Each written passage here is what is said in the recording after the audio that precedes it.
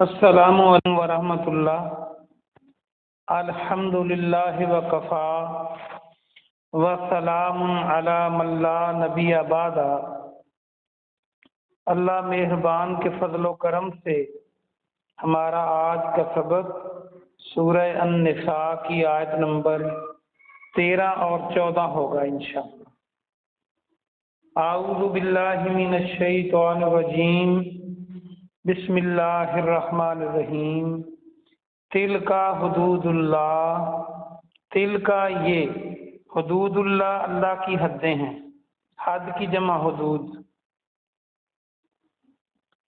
وَمَن يُطِعِ اللَّهَ، اور جو، واو اور من جو، یُطِعِ اللَّهَ اللہ کی اطاعت کرے گا،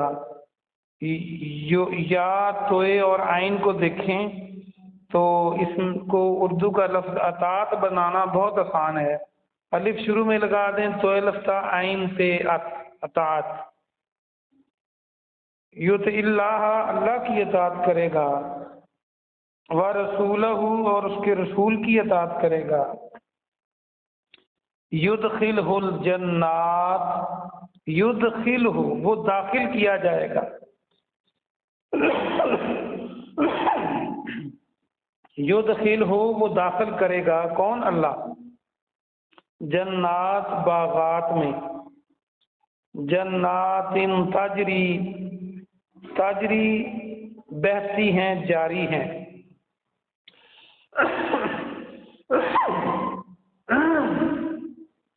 من تحتها الانہار، من تحت ان کے نیچے۔ یہ تاجری کو یاد رکھنے کے لیے جاری کا لفظ اردو جیم الف رے چھوٹی ہے۔ تحت ہم کہتے ہیں ماتحت، جب ہم کسی کو کہتے ہیں تو نیچے ہوتا ہے تو ماتحت۔ من تحتها الانہار، نہر کی جمع انہار، خالدین فیہا ہمیشہ رہیں گے اس میں، ان میں، وذالک اور یہ، الفوز العظیم فوز کامیابی۔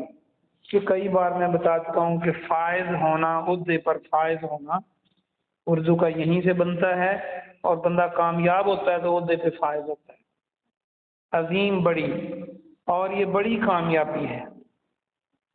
با محاورہ ترجمہ اس کا سنیں، یہ اللہ کی حدیں ہیں،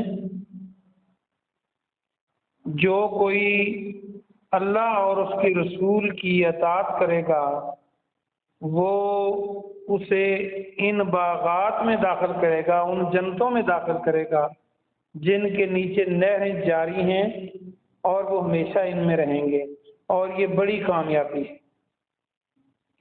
وَمَن يَعْصِ اللَّهَ وَرَسُولَهُ، اور جو کوئی یعص اللہ اللہ کی نافرمانی کرے گا، ورسولہ اور اس کے رسول کی، جو کوئی اللہ اور اس کے رسول کی نافرمانی کرے گا، یاسی کو یاد رکھنے کے لیے معصیت، میم عین صاد یہ تھے اردو کا لفظ، یا معصی بھی آسان لفظ ہے، میم عین الفا صاد یہ تھی، تو نافرمانی کو کہتے ہیں۔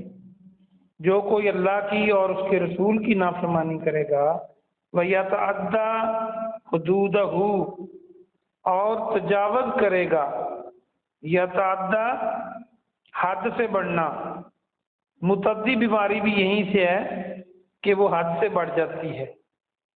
حدودہ اس کی حدود سے، جو اس کی حدود سے تجاوز کرے گا، یدخلہ نارا وہ اس کو داخل کرے گا نار میں، آگ میں، کون؟ اللہ، خالدن فیہا وہ ہمیشہ رہے گا اس میں، وَلَهُ عذاب مہین اور اس کے لیے اہانت والا عذاب ہوگا، اس کے لیے رسوا کن عذاب ہوگا، توہین امیز۔ مہین کو دیکھیں تو توہین آرام سے بن جائے گا، توہین امیز عذاب ہوگا۔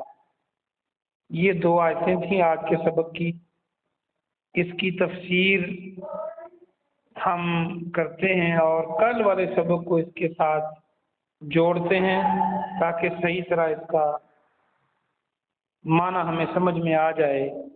آپ نے دیکھا کہ آیت نمبر 11 اور 12 کل والے سبق میں اللہ سبحانہ و تعالیٰ نے جائیداد کی تقسیم جو مرنے والا چھوڑتا ہے اس کی بات کی ہے، اس کے حصے مقرر کیے ہیں، اس کے دینے کے طریقے مقرر کیے ہیں۔ چونکہ اسلام ایک مکمل مذہب ہے اور یہ بچے کے پیدا ہونے سے پہلے سے لے کر انسان کے مرنے کے بعد تک کو ڈیل کرتا ہے، کوئی چیز اسلام نے نہیں چھوڑی، اسی لیے مکمل ہے۔ اگر کوئی چیز چھوڑ دیتا تو پھر یہ مکمل مذہب نہ کہلاتا۔ تو یہ جو اللہ فرما دیتا ہے، جو کوئی جتنا بڑا ہوتا ہے اس کی بات بھی اتنی بڑی ہوتی ہے۔ تو جو اللہ فرما دیتا ہے یا اس کے رسول جناب محمد صلی اللہ علیہ وسلم ارشاد فرماتے ہیں، وہ اللہ کے حکم سے ہوتا ہے۔ تو جتنی ان کی حیثیت بڑی ہے اتنی اس بات کی حیثیت بھی بڑی ہو جاتی ہے۔ یہ معمولی بات نہیں ہے۔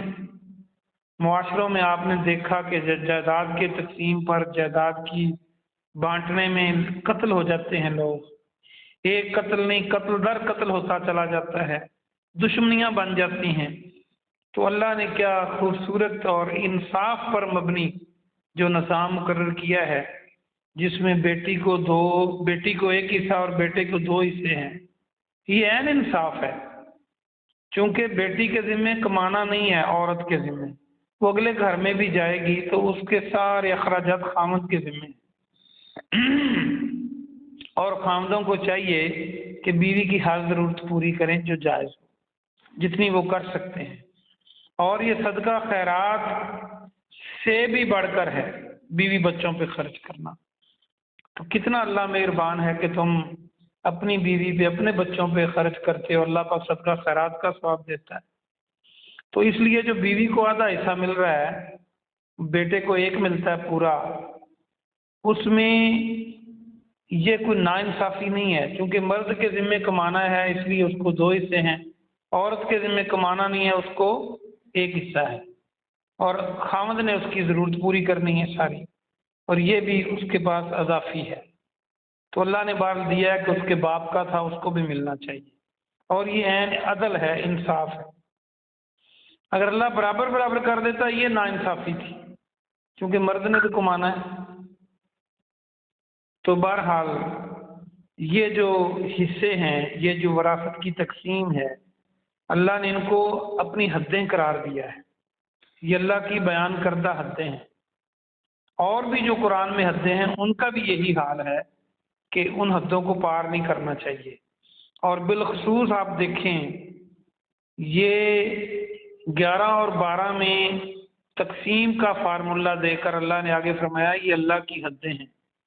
جو اللہ کے اور اس کے رسول کی اطاعت کرے گا، یعنی اسی طرح تقسیم کرے گا جیسے ہم نے بیان فرمایا ہے، تو اللہ اس کو جنتوں میں داخل کرے گا جن کے نیچے نہریں بہتی ہیں، ایسے باغات ہیں، اور وہ ہمیشہ اس میں رہیں گے، اور یہ بڑی کامیابی ہے۔ اب اس میں دیکھنا یہ ہے، اس میں کئی پہلو ہیں۔ ایک تو اللہ کی جو تقسیم ہے اس کو ناپسند کرنا بھی اتنا ہی جرم ہے،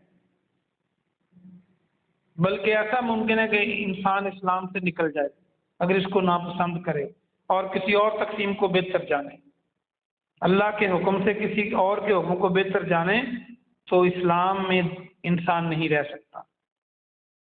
تو جو اللہ نے بیان فرمایا ہے اس پر راضی ہونا، 100% راضی ہونا، اور بخوشی اس کو قبول کرنا، پھر جب وقت آن پڑے تو اسی طرح تقسیم کرنا، مختلف ہیلے بہانوں سے، مختلف وصیت کے طریقوں سے، مختلف قرضے کو زیادہ شو کر کے، مختلف انداز میں سوسائٹی کے دباؤ میں آ کر بیٹیوں سے چھین کر بیٹوں کو دینا کہ اب جی بیٹیاں دے دی ہیں غیروں کو تو اب جائیداد بھی دے دیں، یہ بڑا مشہور مقولہ ہے پنجاب میں۔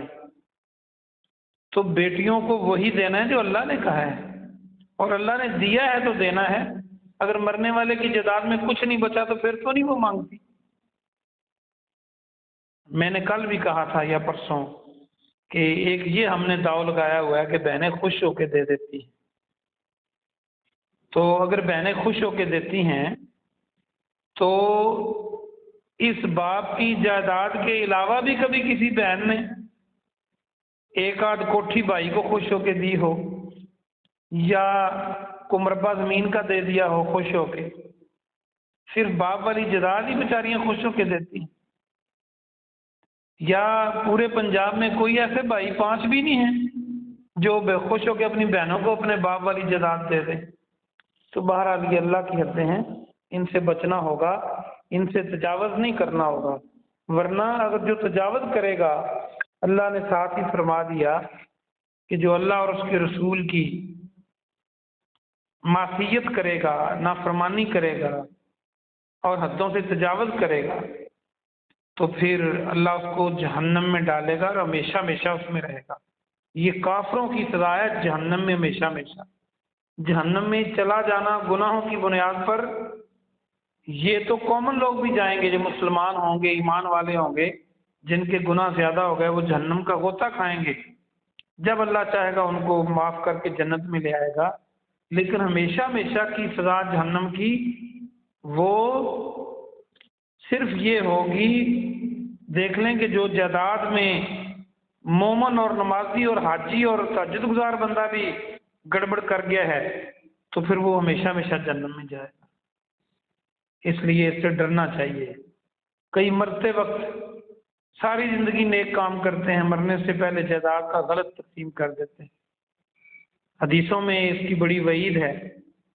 آپ نے فرمایا کوئی 60 سال تک نیکی کرتا ہے، کبھی فرمایا 70 سال تک، اور مرنے سے پہلے اپنی وصیت میں غلط لوگوں کو حق دے دیتا ہے تو وہ جہنم میں چلا جاتا ہے۔ اس لیے ہمیں قرآن کے تمام نظریات کو، حدیث کے تمام نظریات کو، تمام اعمال کو اپنانا ہوگا اگر ہم کلمہ طیبہ پڑھنے کے دعوے دار ہیں تو، اور اس سے معاشرے میں امن بھی قائم ہوگا اور اس سے اللہ کے احکامات پر عمل بھی ہوگا، دنیا بھی سنور جائے گی، آخرت بھی سنور جائے گی۔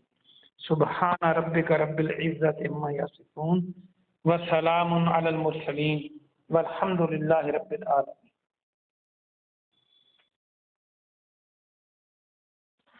جی